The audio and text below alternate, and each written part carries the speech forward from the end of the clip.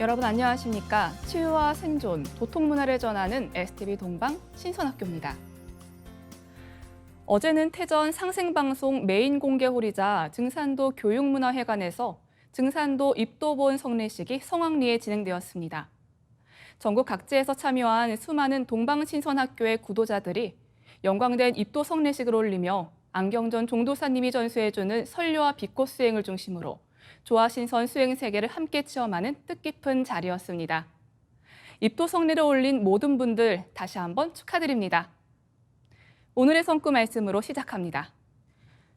사람을 쓸 때에는 남녀 구별 없이 쓰리라. 앞세상에는 남녀가 모두 대장부요 대장분이라. 2만 2천년 전 마구성 율곡문화를 뿌리로 한 인류 역사는 여신 중심의 시대였습니다. 1만 년 전까지 여신 문화가 지속되다가 선천상극의 전쟁 역사가 본격화되면서 점점 여성을 억압하는 남성 중심 문화가 수수천 년이 이어져 왔습니다. 상제님께서 천지공사를 보신 1900년대 이후부터는 여자의 권위가 다시 회복되기 시작합니다. 앞세상은 남녀가 모두 대장부, 대장부가 되는 남녀 동권 시대가 펼쳐집니다. 우리는 남자와 여자이기 이전에 다 소중한 사람이라는 것 기억해야겠습니다.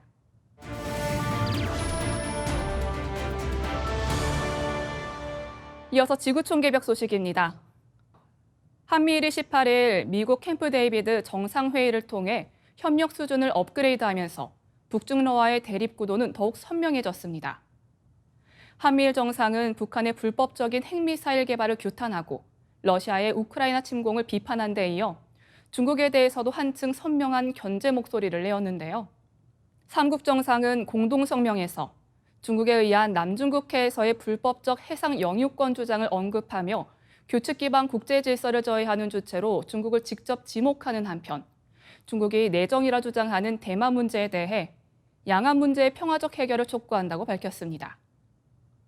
중국은 그렇지 않아도 정상회의 전부터 삼국의 군사협력 강화를 두고 아시아 지역의 작은 북대서양 조약기구를 만들려는 것이라며 불편한 기색을 드러내왔습니다. 한미일이 뭉치는 것과 맞물려 북중러 연대도 강화되고 있습니다. 특히 최근 과시화하는 북한과 러시아의 군사협력이 가파르게 진행될 가능성이 있는데요.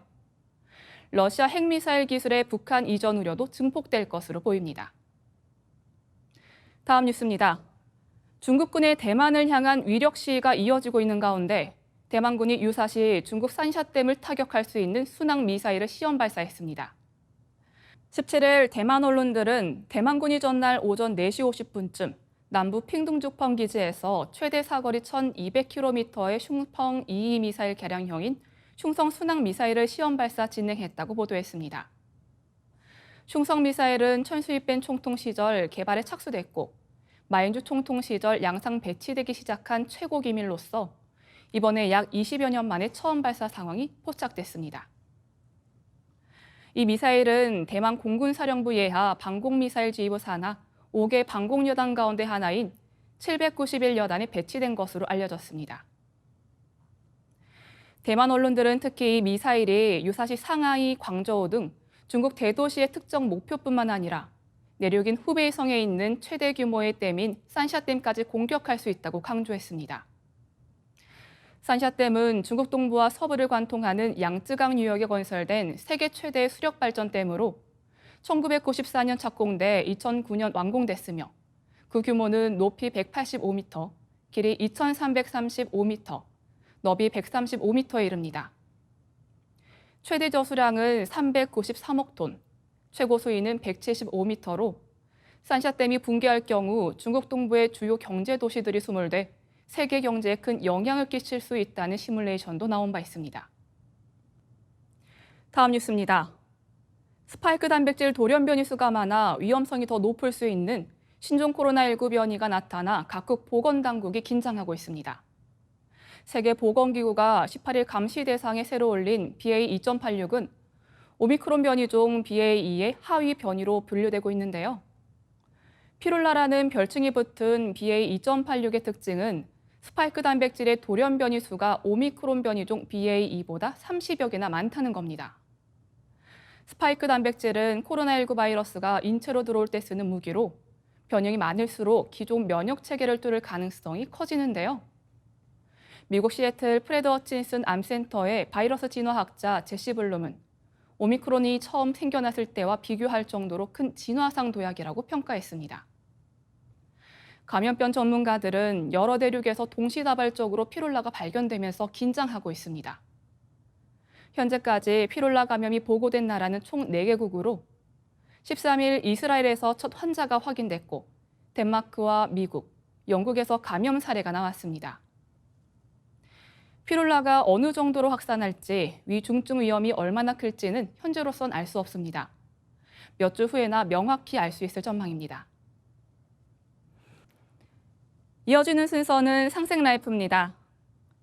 물건을 빼앗고, 연인과 아이를 빼앗고, 매일매일 상대방을 속이고, 우리가 막장 드라마를 보면서 어이없는 탄식과 안타까움을 금치 못하는 것은 국중인물이 원하는 것을 빼앗기 위해 교묘한 술수와 거짓말을 하는 장면이 계속해서 나오기 때문일 것입니다.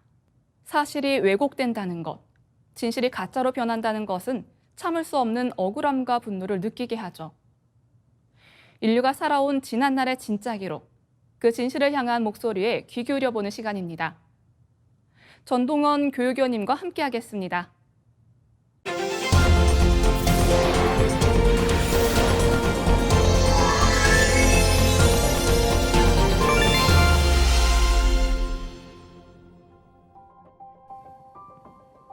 안녕하세요. 역사 오아시스 전동원입니다. 오늘은 가짜 뉴스와 역사 왜곡의 문제에 대해서 한일 관계를 중심으로 살펴보는 시간을 갖겠습니다. 1923년 9월 1일에 대지진이 일본 동부를 강타했습니다. 지진 후에 큰 화재까지 발생해서 10만 명 이상이 사망하는 큰 재난이었는데요. 올해가 바로 그 100주년이 되는 해입니다. 그런데 이때 조선인들이 마시는 우물에 독을 풀고 건물에 불을 지르고 폭탄 테러를 한다라는 유언 비어가 퍼집니다. 이 가짜 뉴스를 접한 일본인들은 이것을 그대로 믿었고 곳곳에서 조선 사람들을 색출해서 살해하는 일이 벌어졌습니다. 검문소를 만들어 놓고 조선 옷을 입고 있는 사람은 지나가면 잡아서 죽였습니다. 다른 옷을 입었을 수도 있겠다 하는 의심이 가는 사람을 붙잡아 발음하기 힘든 일본말을 시켰다고 합니다. 발음을 제대로 못하면 살해를 했던 것이죠. 이런 어처구니 없는 일이 무려 한 달 동안 계속되었고 그 희생자 수는 2만 3천 명까지라고 말하는 연구도 있습니다. 어떻게 이런 일이 벌어졌을까요? 일본의 정치인들이 초대형 재난에 대한 일본인들의 분노를 조선인들을 향해 폭발시켜 오히려 사회의 단합을 도모했다는 말도 있습니다. 한편 지진이 나기 4년 전에 3.1 운동이 있었는데요. 그때 수많은 조선인들이 죽었으니 당연히 반발 심리를 갖고 있을 것이다. 이런 불안감에서 비롯된 편견도 한몫을 했습니다. 그리고 거기에 스파크를 일으킨 것은 바로 조선인들에 대한 유언 비어, 즉 가짜 뉴스였던 것입니다. 가짜 뉴스의 사례는 그 외에도 나치의 첩보전이라든지 월남전의 통킹만 사건 등에서 찾아볼 수 있습니다. 이런 가짜 뉴스는 누군가가 대중의 편견을 이용하여 이익을 보려고 뿌린 것이겠죠. 최근에는 AI가 등장하면서 딥페이크라는 동영상 기술이 발전했는데요. 이런 뉴스를 보셨죠? 이 사람은 진짜 오바마가 아닙니다. AI가 생성한 가짜 오바마입니다. 그런데 어떤 내용이든지 말하게 시킬 수 있습니다. 오바마뿐만 아니라 현실의 인물 누구든지 가능합니다. 목소리와 얼굴 근육의 움직임은 당사자조차 구별하지 못할 정도로 자연스럽습니다. 이런 기술이 우리 사회를 어떻게 바꿔놓을까요? 가짜 뉴스의 전성시대가 올지도 모른다라는 경고의 목소리가 큽니다. 자, 그럼 역사 왜곡은 어떨까요? 뉴스가 쌓여서 역사가 됩니다. 그렇다면 가짜 뉴스가 쌓여서 역사 왜곡이 생기는 것일까요? 사실 꼭 그렇지는 않습니다. 역사 왜곡은 역사 편찬으로부터 시작되기 때문입니다. 일본이 독도를 왜곡할 때 아이들의 역사책부터 바꿨듯이 말이죠. 일본에는 일본석이라는 오래된 역사책이 전해집니다. 그 책에는 신의 아들로서 기원전 660년에 즉위했다는 진무천왕의 이야기가 있습니다. 책 내용에는 실제로 벌어지기 힘든 신화적인 사건들이 많습니다. 일본 학자들조차 그가 실존 인물이냐 아니냐 하는 논쟁을 해왔습니다. 그런데 1868년 메이지 유신을 계기로 일본 천황은 그 누구도 범할 수 없는 신과 같은 존재가 됩니다. 이른바 만세 일개의 황국사관이 등장한 것입니다. 지금 보시는 가시하라 신궁은 초대 진무천왕이 즉위한 장소를 찾았다며 그들이 세운 가장 격이 높은 신사입니다. 메이지가 즉위하고 21년째 되는 해인 1889년에 세워졌던 것입니다. 이듬해에는 역사책도 나옵니다. 물론 진무천왕을 비롯한 역대 천왕이 실존 인물로 등장하는 책입니다. 한편 이 무렵 일본에는 독일의 실증사학 바람도 불었습니다.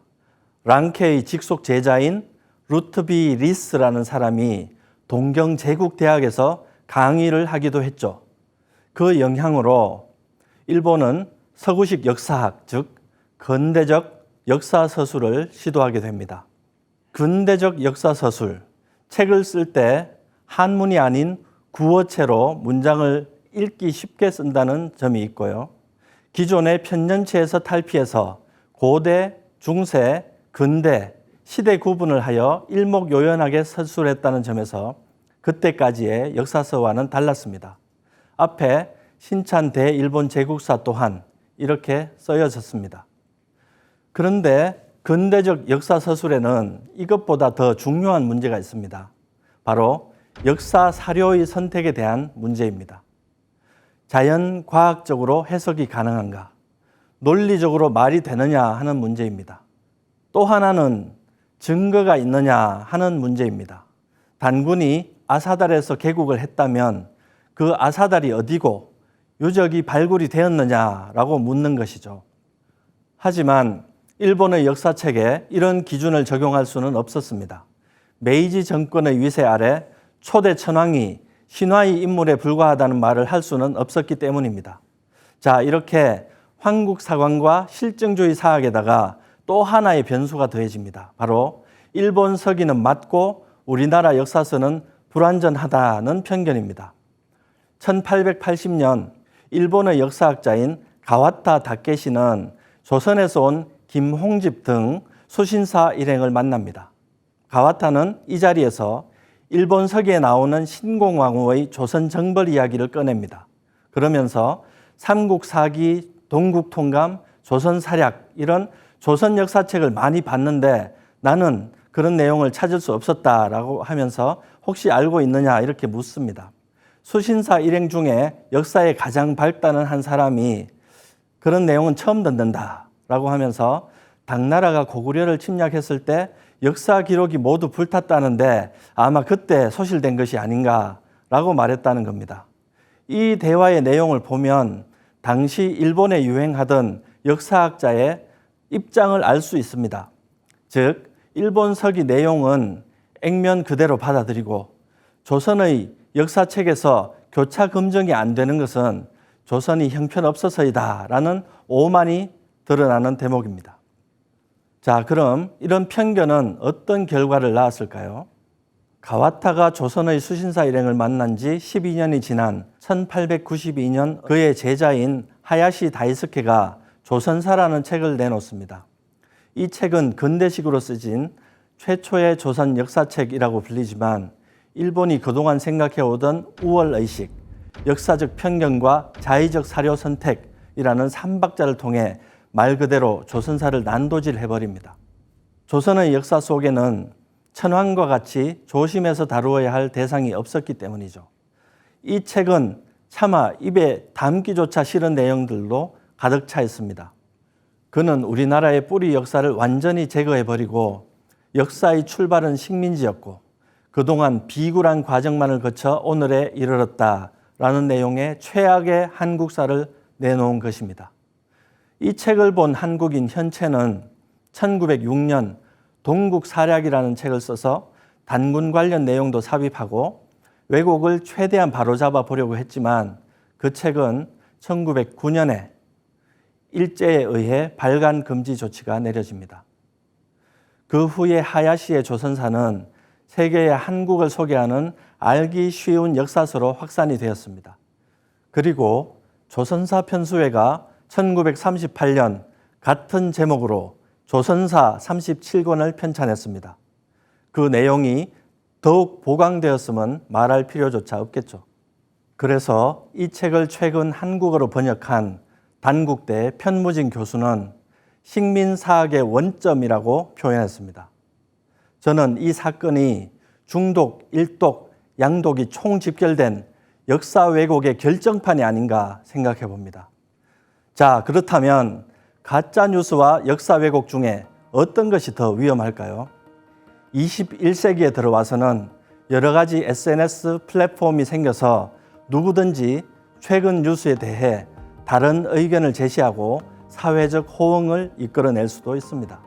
충격적인 가짜 뉴스를 접하더라도 하루 이틀 정도 지나면 팩트 체크라는 자정작용을 통해서 바로 잡힐 수 있습니다.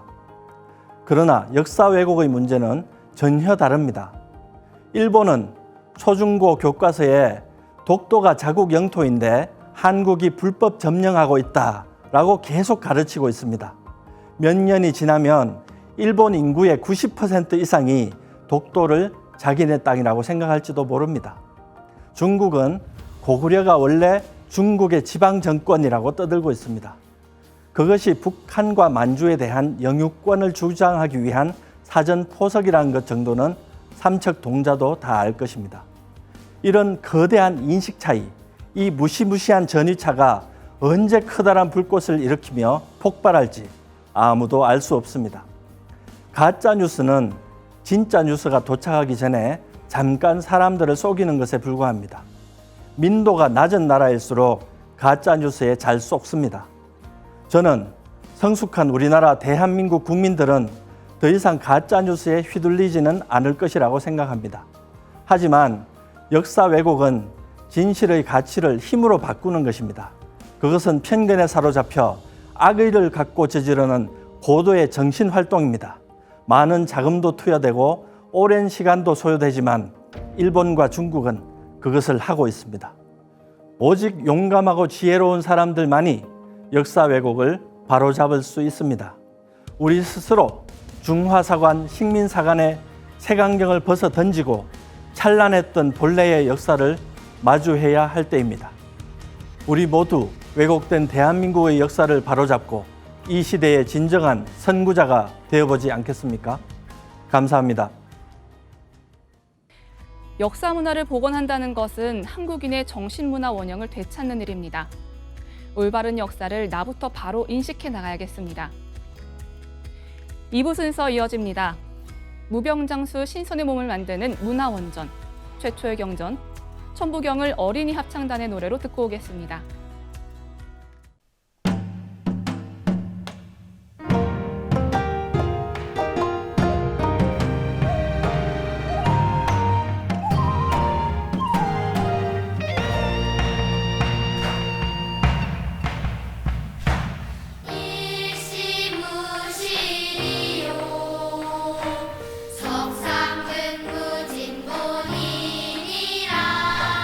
천일일지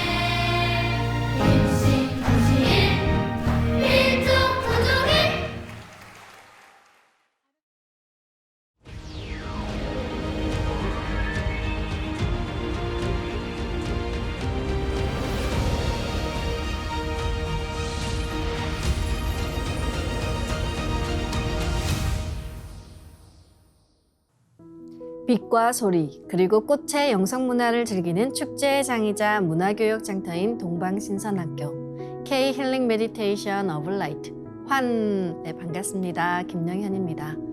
동방신선학교는 일상의 명상을 넘어 가을 개벽 실제 상황을 극복하고 부천 조화 신선 문명을 여는 생존 수행, 생활 수행을 선도합니다. 최근 영화에서나 볼 법한 사건들이 우리 일상에 점점 더 자주 일어나고 있습니다. 그만큼 사회에 내재해 있는 스트레스가 높다는 뜻일 텐데요. 숨, 빛, 꽃으로 내 안의 어둠을 몰아내고 무궁한 빛을 채우는 삼신조화 도통수행법으로 일상의 노이즈를 꾸준히 컨트롤하며 자신의 감정을 정화하고 치유해 나가는 생활수행을 실천하시길 바랍니다. 그러면 스트레스가 경감되고 내 안에 고요한 평화가 깃드실 겁니다. 오늘은 정도사님의 도움 말씀을 경청하며 2부 시작하겠습니다.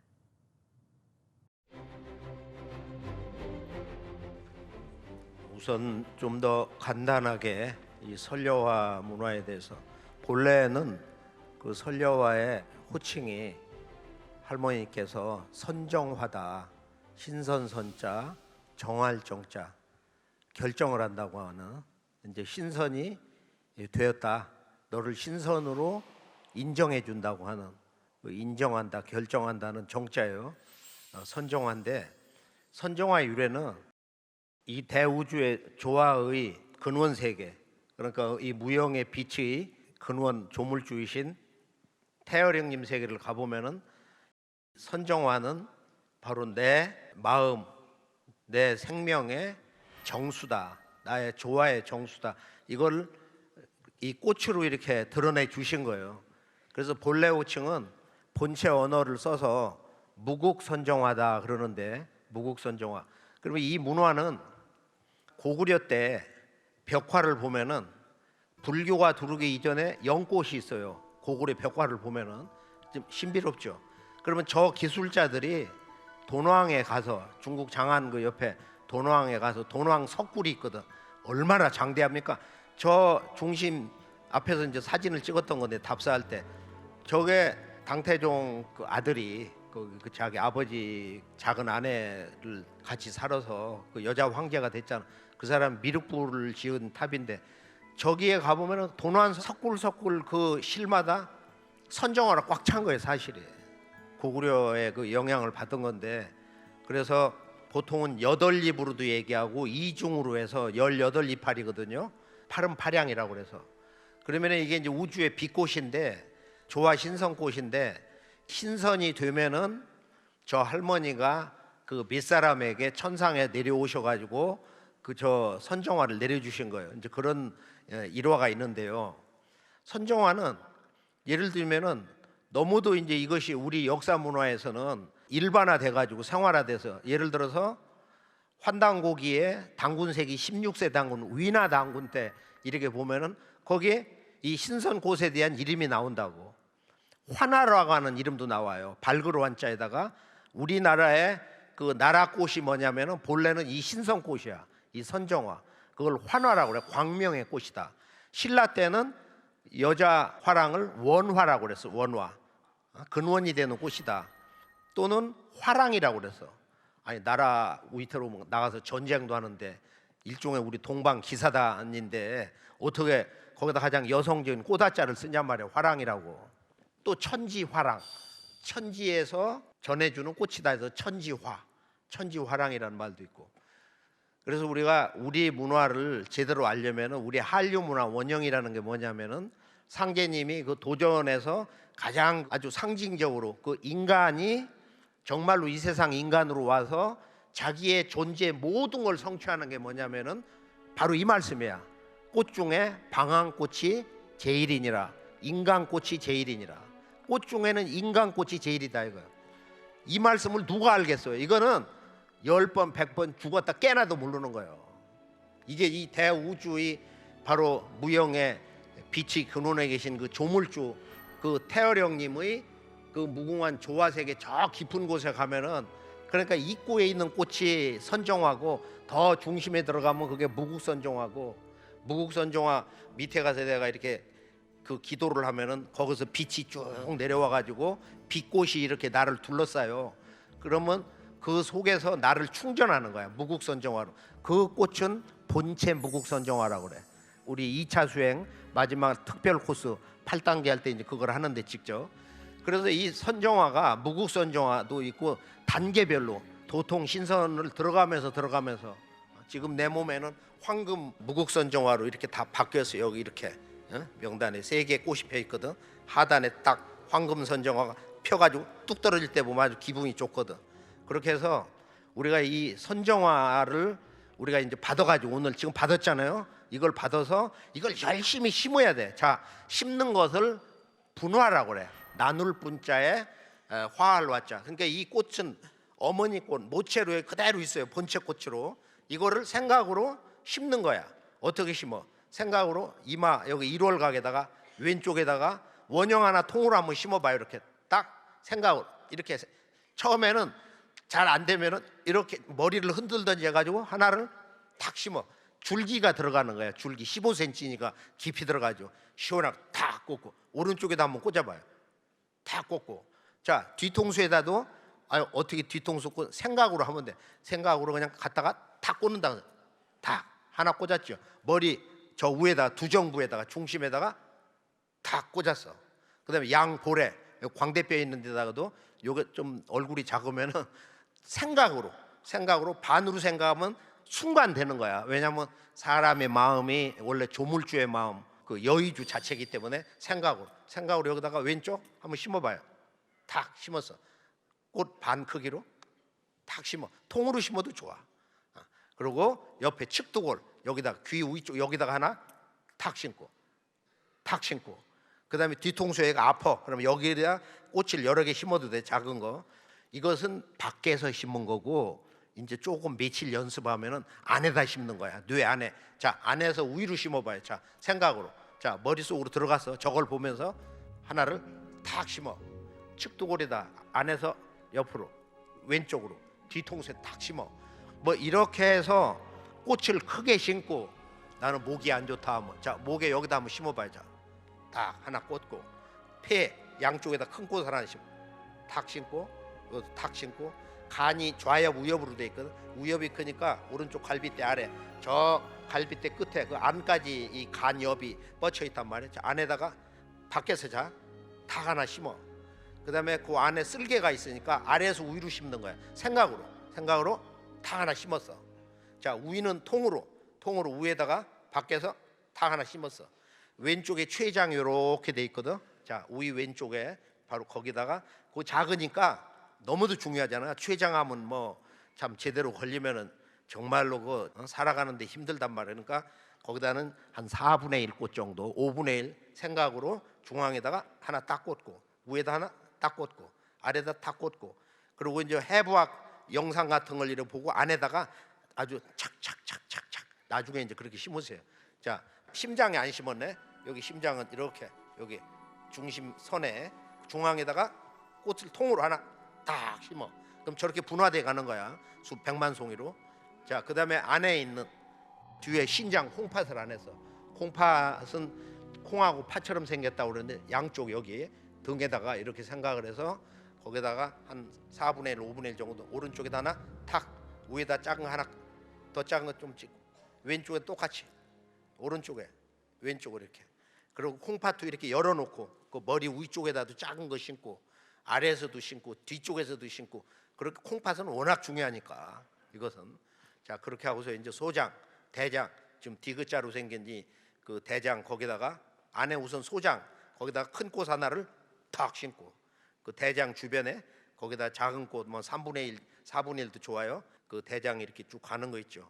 의학 용어를 어느 정도는 알아야 되는데 이 뼈 이름하고 그다음에 이제 우리 그 뼈에다 심는 것은 다음에 동방신선학교 들어오셔가지고 거기서 자세한 이제 영상하고 수행을 하니까 보통 여기 이제 근육 같은 데다도 하나를 심고 나는 팔이 저리다 또 무릎이 안 좋으면은 무릎 뼈에 한 반 정도 되는 꽃을 한번 심어보죠. 지금 자 왼쪽에 무릎 중심에다가 탁 하나 오른쪽에다 하나 탁 심었어. 그리고 주변에 작은 꽃 뭐 5분의 1, 6분의 1 작은 꽃을 촉촉촉촉촉촉 이렇게 심는단 말이야. 뼈 라인에다가 쭉 정강이 뼈 저 위에 장단지 뼈 해가지고 쭉 일렬로 하기도 하고 옆에 쪽에서 이렇게 심기도 하고 대략 이렇게 했으면은 이걸 분화라고 그래. 이 분화 어머니 꽃은 그대로 있는데 그것이 형태만 점점 작아져 가지고 저 세포 단위까지 꽃이 자기 스스로가 분화 프랙탈 이렇게 명령어를 주면은 생각으로 그러면서 도공오망을 따라서 시천주 하든 훔치훔치 하면은 쫙 꽃이 이렇게 점점 더 작은 형태로 해서 큰 조직에서 작은 조직 티슈에서 셀단으로 간단 말이야. 세포단으로. 이게 너무 신비한 거야. 이게 한 달, 두 달, 1년 하면서도 야 어떻게 세상에 이런 공부가 있냐, 이런 조화 도통 공부가 있냐. 이건 수행을 하면서 윤력이 때문에 이게 윤력을 알아야 도통을 하는 거야. 도통이라는 것은 우주의 윤력 기운을 땡겨오는 거야. 내 몸에 심는 거야. 윤력가 뭐냐? 이 대우주를 낳아준 무궁한 그 빛 자체, 빛의 자궁, 그것을 음양의 언어로 윤려라고 하는데 이 윤려를 소리 시스템으로 가져오신 분이 동서 인류의 바로 큰 조상이 되시는 마고 삼신 할머니다. 이분이 태열이 형님하고 새끼손가락을 걸으셨다고. 내가 불쌍한 인간을 신선을 만들어주고 싶다. 그러니까 태열이 형님이 그 허락을 하셔가지고 거기서 빛의 파장을 뽑아서 그걸 오매 형태로 가져오신 거예요. 이것은 이 우주에서 여기밖에 몰라. 천상의 신선님들하고. 이건 지구에 누구도 알 수가 없어요. 여기서 이건 종통, 이 도통, 조화세계 이게 종통이기 때문에 알 수가 없는 거예요. 그러니까 할머니 말씀이 종도사 이외에는 누구도 나를 찾지 못하게 해라. 꽃을 안 내려준다 이거. 이게 종통이야. 도통맥. 그래서 여기에서만 들을 수 있고 여기서만 전수받는 거니까 또 아는 사람이 없어요. 이건 우리가 한 50년 역사 문화를 찾아 전 지구를 댕기고 하면서 결국은 상제님이 율려천 문을 열어주셔가지고 마구 할머니를 만나게 되는 것이거든. 그러니까 모든 우주의 근본에는 상제님, 천재 어머니, 태모님이 계신 거예요. 그렇게 해서 상제님 공사를 보면은 안내성 성도 3년 동안 앉아서 밤낮 태을주만 읽었잖아. 하루에 한 20시간 이상을. 막 엉덩이가 다 짓물어서 썩어가지고 말이야 시커매지고 3년 동안 읽어가지고 이 태을주 도통문화를 전수해줬잖아요. 그때 상제님이 하루는 내가 태을주를 너에게 전해주려고 그러니까 300냥을 가져라. 300냥에 파신 거야. 집에 가보니까 자기가 무슨 돈이 있어. 어머니가 허드렛 일 해가지고 평생 모은 거 단지를 열어보니까 300냥밖에 없다고. 야 이놈아 그거 300냥으로 쓰면 될 거 아니냐. 술 사와라. 상을 이렇게 3분상을 차렸는데 상제님이 앉으시고 한쪽은 태을주의 그 주인장 되시는 분하고 한쪽이 마고 할머니가 앉는 바로 그 자리야. 그래서 그 할머니가 안 오시거든. 이 양반이 워낙 깊은 데 계셔가지고 안 오셔. 율려천 백아성에 계셔가지고. 그래서 막 안 오셔가지고 상제님이 할머니 하고 소리를 지르셨다는 거야. 그런 그 재미난 일화가 있어요. 그래서 이 할머니가 이렇게 오늘 오셔가지고 이제 때가 돼서 전 지구촌 인류를 이제 병난개벽이 시작됐기 때문에 그렇게 해서 신선몸을 만들어 주시기 위해서 이 도통 기운을 이렇게 내려주시는 하나의 출발점이 설려화를 받는 거다. 이것은 선천의 기존 문화권에는 없는 거예요. 이건 당군 조선 초 넘어가면 거기서 맥이 다 끊겨요. 그렇게 하고서 그런 전설로만 이게 내려와가지고 화랑이다, 원화다, 환화다 이런 문화가 나온 거예요. 이번에 전 지구촌 인류가 90% 이상이 전부 이렇게 희생이 된다고 그러는데 여기서 살해야 되잖아 우리가. 그렇게 열매. 지금은 내가 우주의 그 열매가 되어야 된다. 나를 우주의 진리 열매로 만들어야 된다 이거. 이것을 위해서 우리가 마침내 인간 몸으로 이 세상에 온 것입니다. 이 영광의 순간을 우리가 좀 더 자각을 해서 지구촌 지난 수천 년에 이런 그 문화권을 이제 도약을 하는 그것을 배반하는 게 아니야.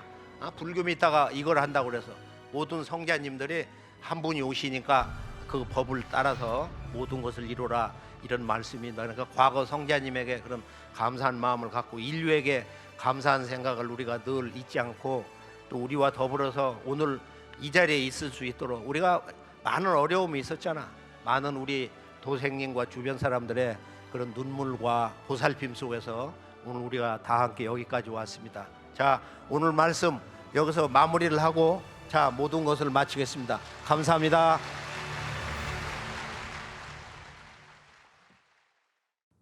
네, 설려와의 유래를 누구나 알기 쉽게 말씀해 주신 정도사님께 감사 말씀드립니다. 수행 세계의 꽃 문화에 대해서 정확히 이해를 해야 설려와 수행을 제대로 실천할 수 있습니다. 율려, 설려화, 망량과 같은 이 메타 언어를 우리가 다 잃어버렸습니다. 인류 정신문화의 정수를 담고 있는 메타 언어를 풀어주신 정도사님의 말씀을 여러 번 반복해서 경청하시면 더욱 깊은 수행의 세계로 들어가실 수 있습니다. 그럼 오늘도 즐거운 마음으로 내 몸과 마음, 영체를 빛으로 채우는 신선수행 시작하겠습니다. 모두 자리에서 일어나 예를 갖춰 주시기 바랍니다.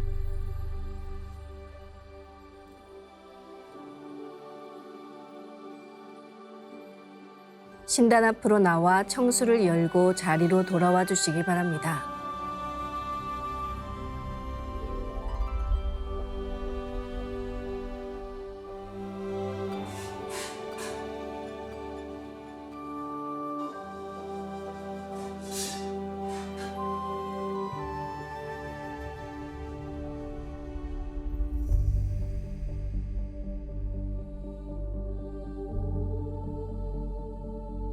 삼신일체 상제님과 태모님, 우주의 조물주 삼신이신 태어령님께 읍배를 올리겠습니다. 읍배.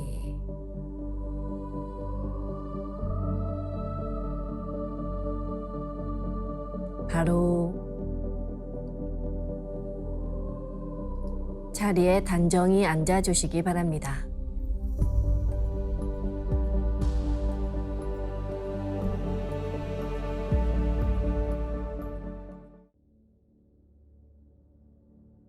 대자연과 내가 어떻게 하면 하나가 될 수 있을까요? 호흡, 혈액순환, 의식과 무의식의 순환, 밀물과 썰물의 순환, 하루, 낮과 밤을 만드는 1월의 순환, 지구 1년 4계절의 순환, 더 확장해서 인류 문명이 처음 탄생하고 성장하고 수렴되고 잠드는 우주의 봄, 여름, 가을, 겨울의 변화에 이르기까지 순환은 대자연과 모든 생명의 변화 본성입니다. 이제 모든 걸 내려놓고 고요한 마음으로 호흡을 하면 대자연과 한 마음이 될 수 있습니다. 허리를 펴고 자세를 바르게 하며 호흡을 편안하게 합니다. 눈은 지그시 감습니다. 마음으로 내가 앉은 방석 중앙에 우주 원십자를 긋고 원십자를 빙 둘러 정원을 그립니다. 원십자 정중앙 영영좌표에 나의 회음을 맞춥니다. 이제 모든 것을 비우고 고요하게 그저 숨을 내쉬고 들이마십니다. 각자의 호흡대로 편하게 3번 반복합니다. 숨결을 느끼며 정말로 고요하게 내쉬고 들이마십니다. 이제 숨을 쭉 내쉬며 하단전의 저 아래 끝까지 내쉬어봅니다. 다음에는 숨을 쭉 들이마셔서 저 머리 위까지 들이마십니다. 이것을 3번 반복합니다. 숨이 짧은 경우에는 중간에 다시 들이마시고 내쉽니다. 호흡 수련은 이렇게 언제나 자연스럽고 평안하게 하시면 됩니다. 이제 나의 하단전을 통해 온 우주에 충만한 삼신망량님의 빛과 생명의 기운을 흠뻑 들이마시고 이 기운을 충맥을 따라 머리 위 100회까지 끌어올립니다.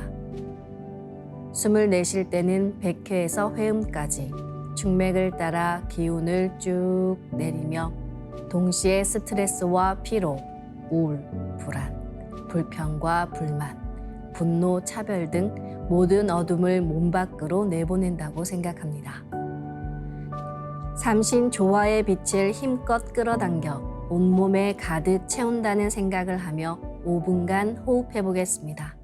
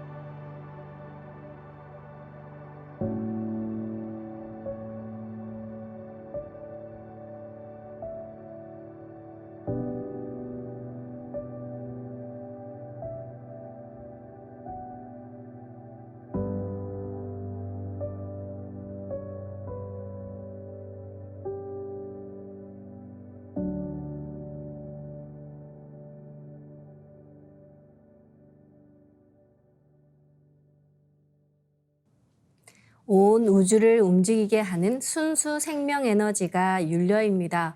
그래서 율려가 내 몸에 들어오면 나의 몸과 마음, 영체가 근원적으로 치유됩니다. 그럼 이제 이 율려의 기운을 내 몸에 축적해 보겠습니다. 마고 삼신 할머니께서 전해주신 우주 창조의 소리, 옴과 옴의 완성 홈 사운드로 수행해 보겠습니다. 이제 마음으로 옴 하며 숨을 내쉽니다. 옴 소리와 함께 상단에서 축맥을 따라 숨을 쭉 내려 하단에 다다르면 옴의 빛을 폭발시켜 하단에 강하게 붙입니다. 이제 마음으로 훔 하며 숨을 들이마십니다. 훔 소리와 함께 하단에서 상단까지 숨을 쭉 올려 머리 위 상단에 다다르면 홈의 빛을 폭발시켜 강하게 붙입니다. 빛을 폭발시킬 때는 빛이 폭발하는 순수한 이미지를 연상하시면 됩니다. 그리고 빛을 강하게 폭발시킬 때는 치 또는 함 사운드를 함께 하셔도 좋습니다. 이제 옴과 훔 사운드로 우주의 윤려 조화빛을 상단과 하단에 강하게 채우며 수행해 보겠습니다. 호흡은 자신의 호흡 길이에 맞춰 자연스레 하시면 됩니다.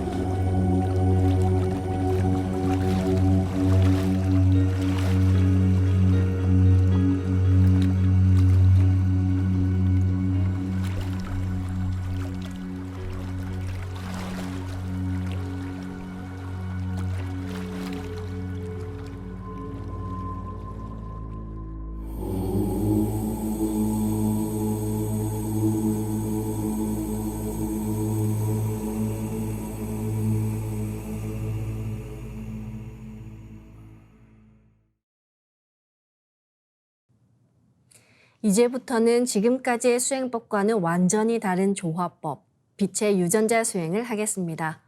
나의 손목에는 백광의 빛 팔찌처럼 상제님 빛의 유전자와 태어령님 빛의 유전자가 있습니다. 상제님과 태어령님의 조화광채, 빛의 유전자를 생각으로 DNA 형태처럼 꼬아 하나로 만듭니다. 3번 정도 꼬아서 쭉 하나로 훑어내리면 됩니다. 우주 조물주의 빛의 유전자를 받아 만들어진 백광의 조화광채, 빛의 유전자를 온몸에 가득 채운다고 생각합니다. 이제 온몸에 가득 찬 빛의 유전자가 나의 손상된 유전자를 고치고 젊어지는 유전자, 건강한 유전자가 활성화된다는 자신감을 가지고 수행하겠습니다. 빛의 유전자가 내 몸에 가득 차면 첫 번째, 온몸에서 빛이 반짝반짝 납니다. 두 번째, 반짝이는 빛의 유전자들이 합쳐져 부분 작은 빛 폭발이 일어납니다. 세 번째, 작은 빛 폭발들이 합쳐져 온몸에 큰 빛 폭발이 일어납니다.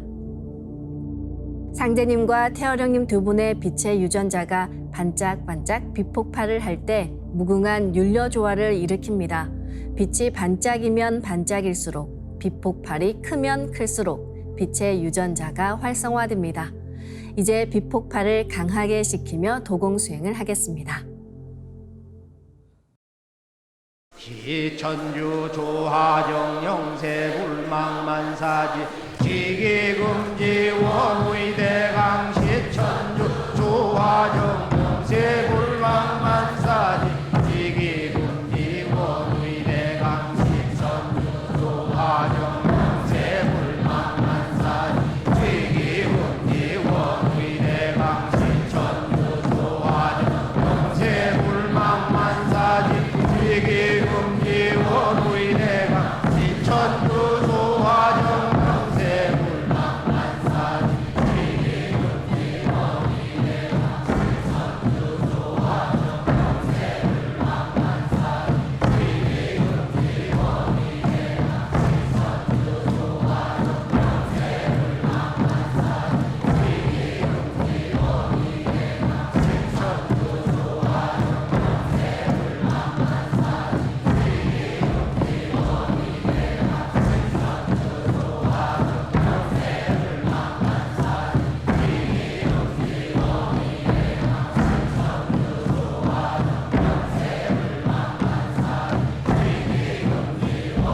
지기금지 원의대강 시천주 조하정 영세불망만사지 지기금지 원의대강 시천주 조하정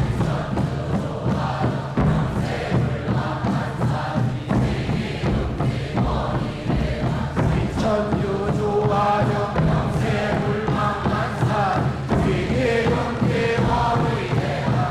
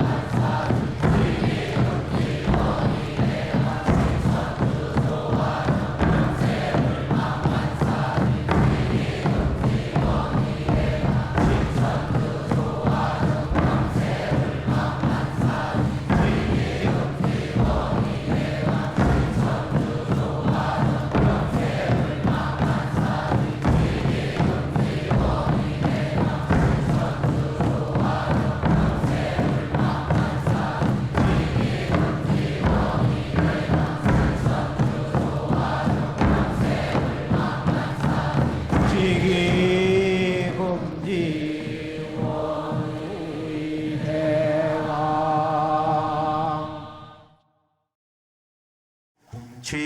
훔치 태울 천상원고 훔니죄야 노래 훔니암니사파 훔치 태울 천상원고 훔니죄야 노래 훔니암니사파 훔치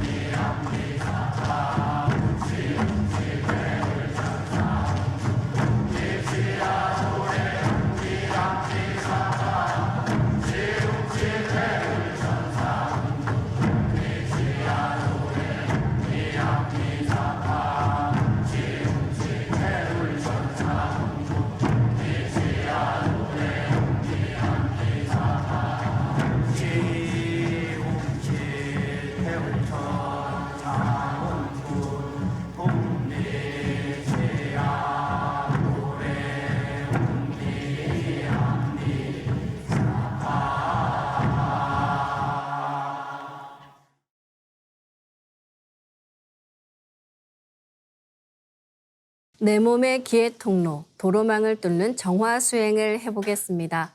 호흡으로 기회 통로를 뚫는 것은 시간이 오래 걸립니다. 그래서 복잡하게 사는 현대인들이 단순한 호흡만으로 뚫기에는 어렵습니다. 이제 내 몸의 도로망인 축맥을 청소하고 정화하기 위해 빛의 유전자로 광선 여의봉을 만들어 보겠습니다. 나의 손목에는 백광의 빛 팔찌처럼 상제님 빛의 유전자와 태어령님 빛의 유전자가 있습니다.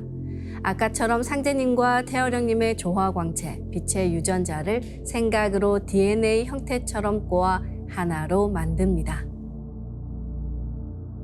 하나로 합쳐진 두 분의 조화광채, 빛의 유전자로 길이 30cm, 두께 3cm의 막대기처럼 길쭉한 빛봉을 만들고 양끝은 뾰족하게 하여 백회 아래에 수직으로 세웁니다.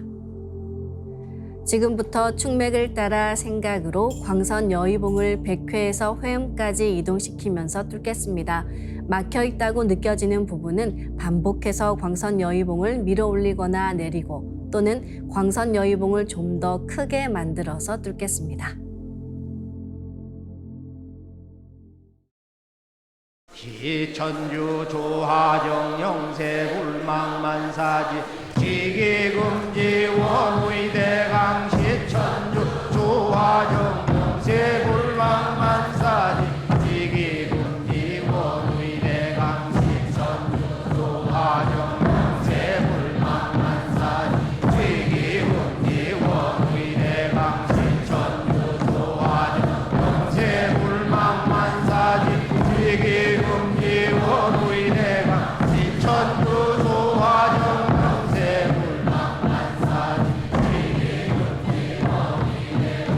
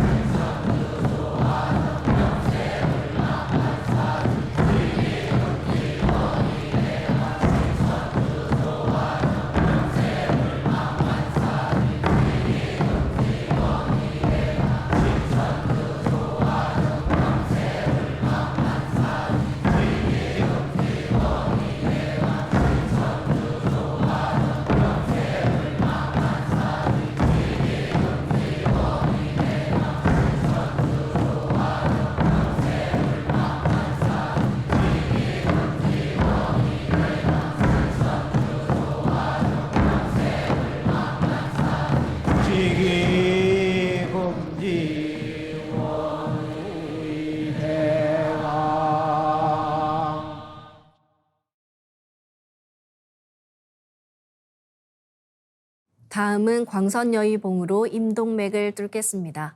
우리가 날마다 몸을 씻듯이 축맥과 임동맥도 반복해서 뚫는 것이 중요합니다. 그 과정에서 우리의 몸과 마음, 영체가 새로운 경계로 들어가게 됩니다. 이제 광선여의봉을 회음 쪽으로 옮깁니다. 그럼 지금부터는 회음에서 동맥을 따라 들숨으로 광선여의봉을 올리고 임맥을 따라 날숨으로 내리며 임동맥을 정화하겠습니다. 동맥을 따라 올릴 때는 의지를 가지고 쭉 올려주시기 바랍니다. 훔치 태울 천사문구 훔리지야 노래 훔리암리사파 훔치 태울 천사문구 훔리지야 노래 훔리암리사파 훔치 태울 천사문구 훔리지야 노래 훔리암리사파 훔치 태울 천사문구 훔리지야 노래 훔리암리사파 훔치 태울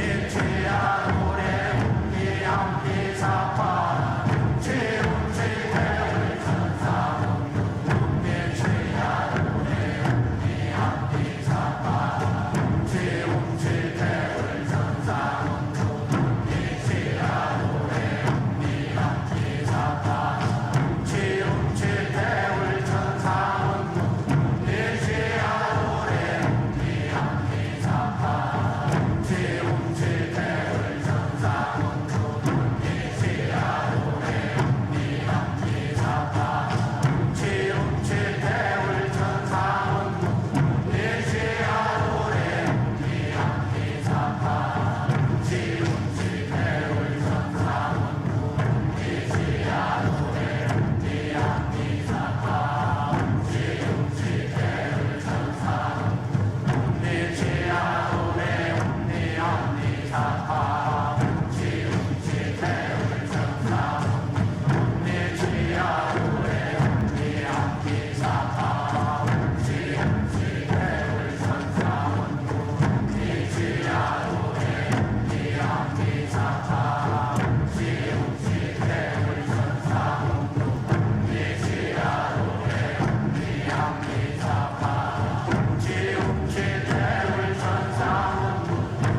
훔리지야 노래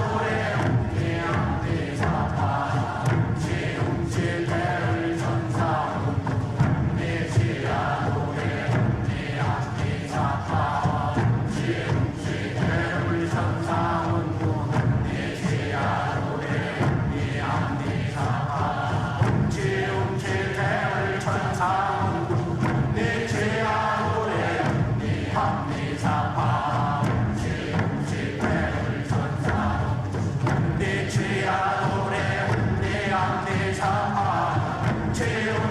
태울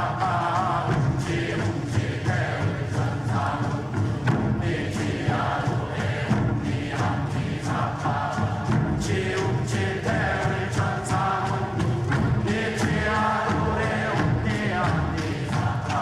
훔치 태울 천사문구 훔리지야 노래 훔리암리사파 제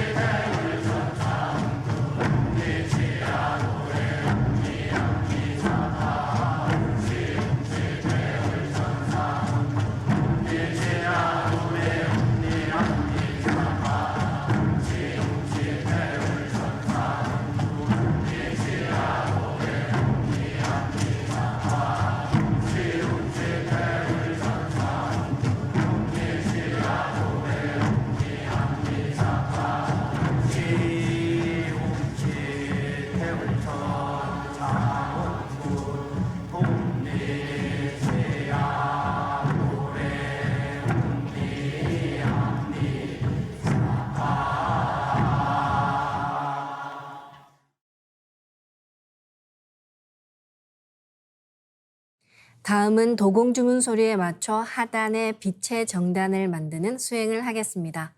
하단의 정단을 만드는 것은 언청 계용신을 초대하기 위해서입니다. 배꼽 아래 5cm 저 안쪽에 추상의 공간인 새집이 있습니다. 우주의 정신과 혼백을 내려받는 시천두조와 태율주를 읽으며 집중해서 하단의 주문의 빛 기운을 집어넣으면 아주 배곡 같은 새알이 생깁니다. 하얀 알이 눈앞에 나타나면 빛 아래 딱 금이 가면서 꽃이 피게 되는데요. 이때 아주 맑고 순수한 색으로 꽃이 피어야 합니다. 따라서 잡념을 버리고 정의로운 마음으로 충만해야 합니다. 그럼 지금부터 하단에 집중해서 주문의 빛 기운을 넣어 정단을 만들어 보겠습니다. 주문은 마음으로든 입으로든 반드시 직접 노래하시길 바랍니다. 시천주 조화정 영세 불망만사지 지기금지 원의대강 시천주 조화정 영세 불망만사지 지기금지 원의대강 시천주 조화정 영세 불망만사지 지기금지 원의대강 시천주 조화정 영세 불망만사지 지기금지 원의대강 시천주 조화정 영세 불망만사지 지기금지 원의대강 시천주 조화정 영세 불망만사지 지기금지 원의대강 시천주 조화정 영세 불망만사지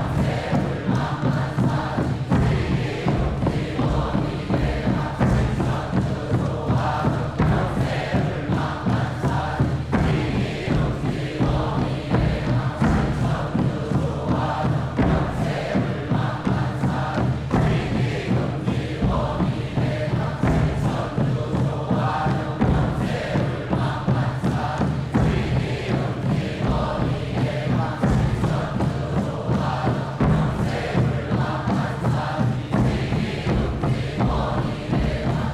천주 조화정 영세 불망만사지 지기금지 원의대강 시천주 조화정 영세 불망만사지 지기금지 원의대강 시천주 조화정 영세 불망만사지 지기금지 원의대강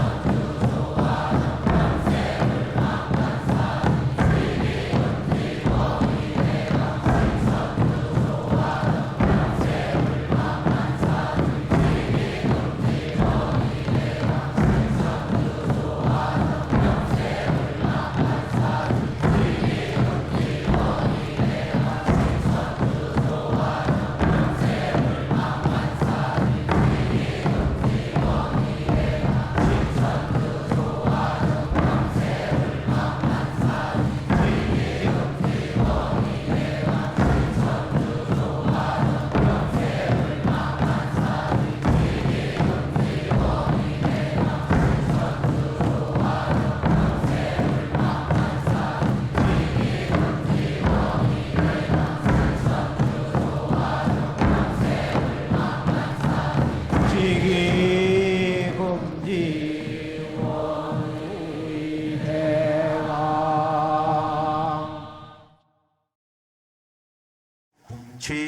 훔치 태울 천상원고 훔니 죄야 노래 훔니 앞니 사파 훔치 태울 천상원고 훔니 죄야 노래 훔니 앞니 사파 훔치 태울 천상원고 훔니 죄야 노래 훔니 앞니 사파 훔치 태울 천상원고 니 앞니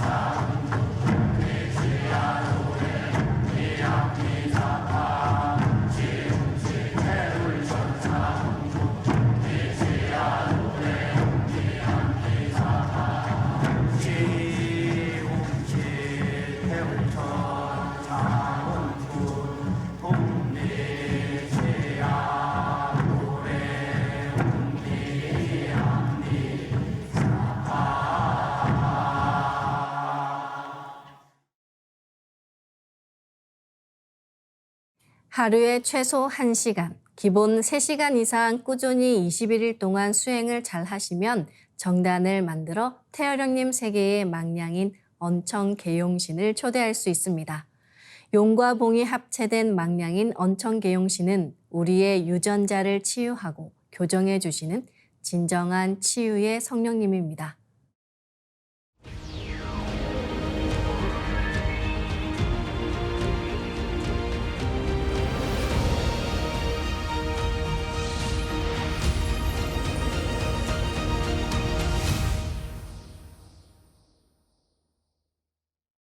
이제 빛의 유전자와 선려화로 자가치유 수행을 하겠습니다. 먼저 두 분께 받은 조화광채, 빛의 유전자로 빛판을 만들겠습니다. 나의 손목에는 백광의 빛 팔찌처럼 상제님 빛의 유전자와 태어령님 빛의 유전자가 있습니다. 상제님과 태어령님의 조화광채, 빛의 유전자를 생각으로 DNA처럼 꼬아 하나가 된다고 생각합니다.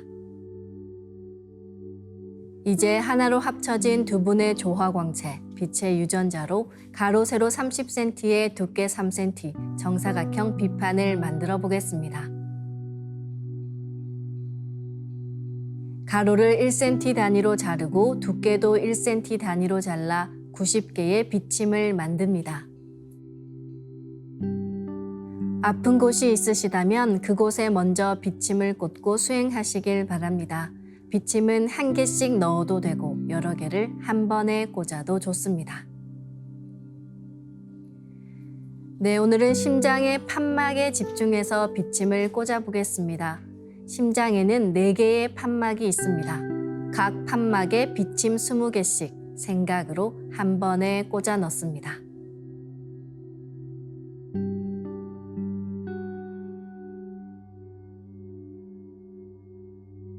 가로 세로 30cm에 두께 3cm 정사각형 비판을 더 만들어 보겠습니다. 아까처럼 상제님과 태어령님의 조화광채, 빛의 유전자를 생각으로 DNA 형태처럼 꼬아 하나가 된다고 생각하고 비판을 만듭니다.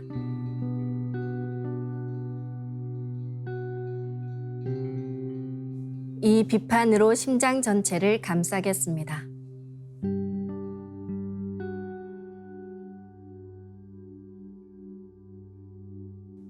다음은 우주윤려의 조화꽃, 설려화를 심겠습니다. 상제님께서는 꽃 중에 인간꽃이 제일이니라 하셨습니다.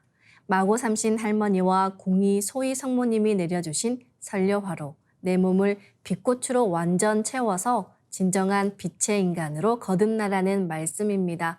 설려화를 정식으로 전수받고 꾸준히 수행을 해오신 분은 내가 사랑하는 가족과 이웃에게 설려화를 심어 치유해 주실 수 있습니다.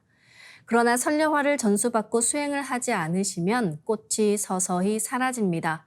이럴 경우 다시 설려화를 정식으로 전수받으셔야 합니다.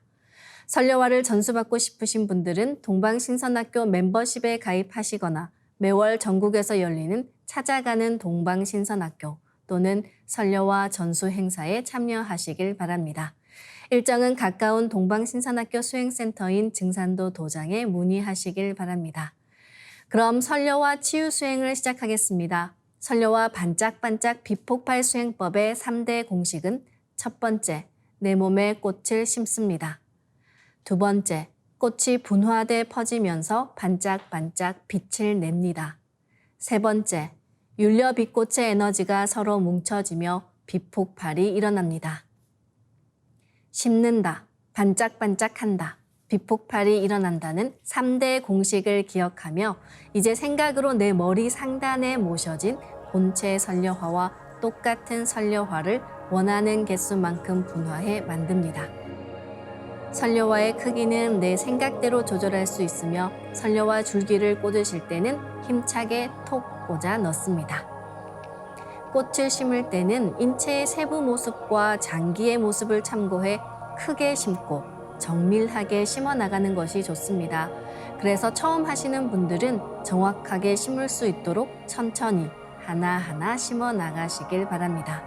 아픈 부위에는 도배하듯이 설려화를 여러 개 심어줍니다.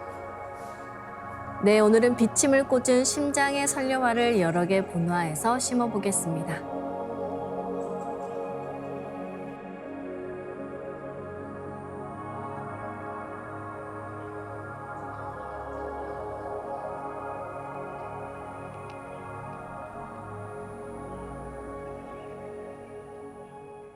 선려화를 내 몸 곳곳에 심으면 순식간에 크고 작은 수많은 선려화가 생겨 60조 개의 세포 단위를 넘어 양자 단위까지 수평과 수직으로 수억 수조 송이의 꽃이 퍼져나가며 가득 차게 됩니다. 반짝이는 수많은 선려와 빛꽃들의 에너지가 뭉쳐지면 핵융합하듯 불꽃 폭죽이 터지듯이 빛폭발이 일어납니다. 시천주주와 태울주 도공을 하며 빛폭발이 된다는 생각으로 부분 폭발을 강하게 시켜나가시길 바랍니다. 부분 폭발을 계속해 나가면 이 에너지가 뭉쳐지면서 전체 폭발이 일어납니다. 아픈 부위는 집중해서 빛폭발을 시키면 시원해집니다. 아픈 부위에는 선려화가 치유의 과정에서 병기와 함께 녹아내리기도 하니 수행 중간중간 계속해서 선려화를 심어주시길 바랍니다. 그럼 선려화를 반짝반짝 가득 채우고 빛폭발 수행을 시작하겠습니다. 빛폭발이 일어나면 빛꽃요정님 나오셔서 저의 심장을 완전히 새롭게 갱생시켜 주세요.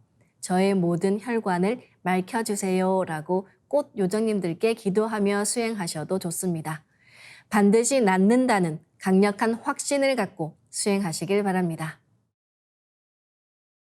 시천주 조화정 영세 불망만사지 지기금지 원의대강 시천주 조화정 영세 불망만사지 지기금지 원의대강 시천주 조화정 영세 불망만사지 지기금지 원의대강 시천주 조화정 영세 불망만사지 지기금지 원의대강 시천주 조화정 영세 불망만사지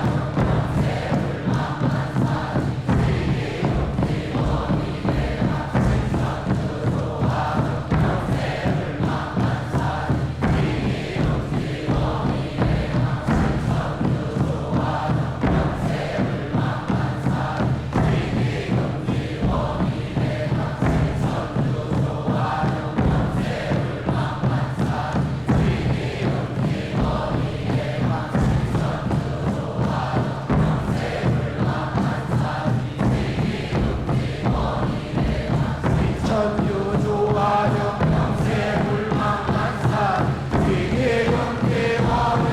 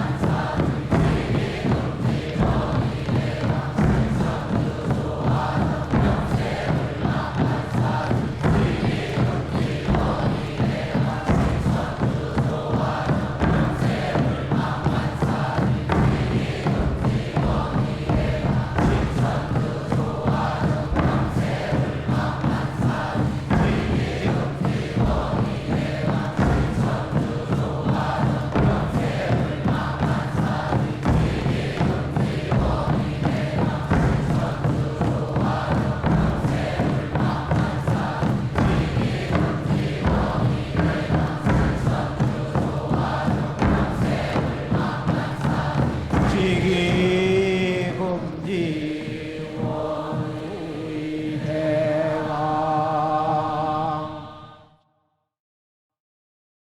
훔치 태울 천상원군 훔리지야 훔리합리사파 훔치 태울 천상원 훔리지야 도래 훔리합리사파 훔치 태울 천상원 훔리지야 도래 훔리합리사파 훔치 태울 천상원 훔리지야 도래 훔리합리사파 훔치 태울 천상원 훔리지야 도래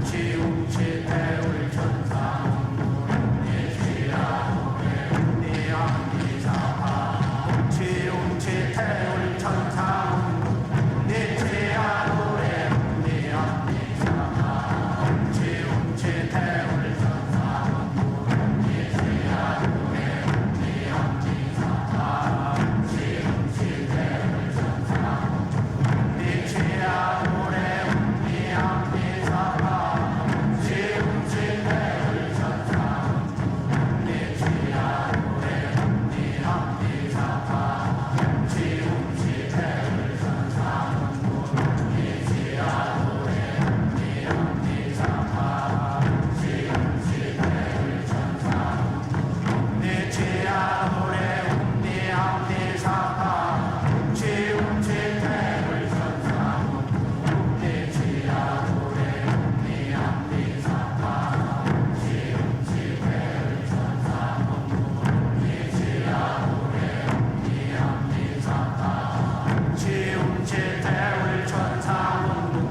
내 지하도래 웅리 암리사파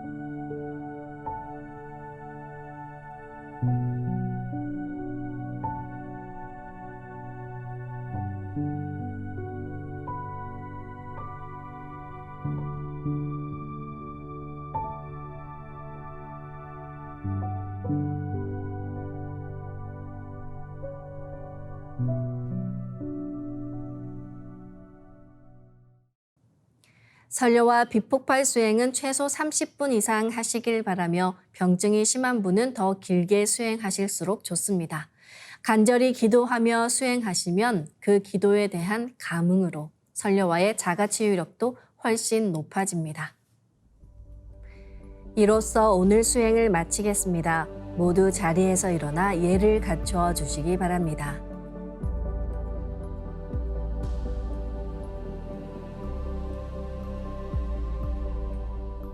폐장을 하겠습니다. 앞에 모신 청수 뚜껑을 닫겠습니다.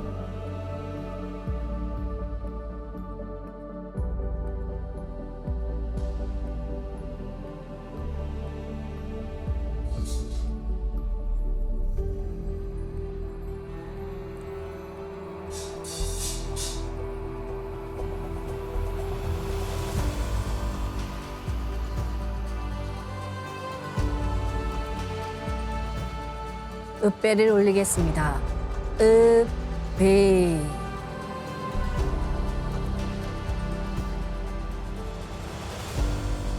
바로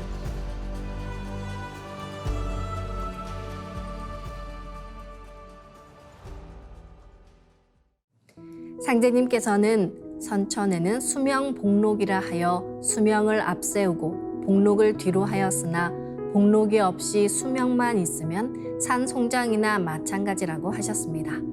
오래 사는 수명보다 살아가는 데 필요한 복록이 더 잘 갖춰져야 한다는 말씀인데요. 녹은 인간이 살아가는 데 필요한 모든 것을 말합니다.